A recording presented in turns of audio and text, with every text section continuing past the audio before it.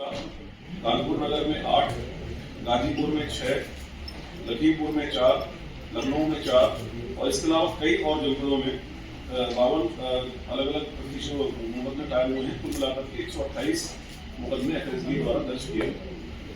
इसी क्रम में जनपदीय पुलिस के द्वारा भी करीब 20 दिन पहले सोनभद्र में एक ट्रक कफ सिरप पकड़ा गया था।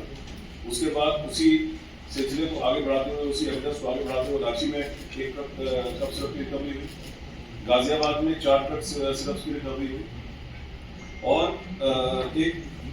एक नेटवर्क था पूरा, उस नेटवर्क की फाइनेंशियल ट्रांजेक्शंस, उस नेटवर्क के फाइनेंशियल लीकेजेस उनको एस्टेब्लिश करते हुए उन पर इन्वेस्टिगेशन की कार्रवाई चल रही है।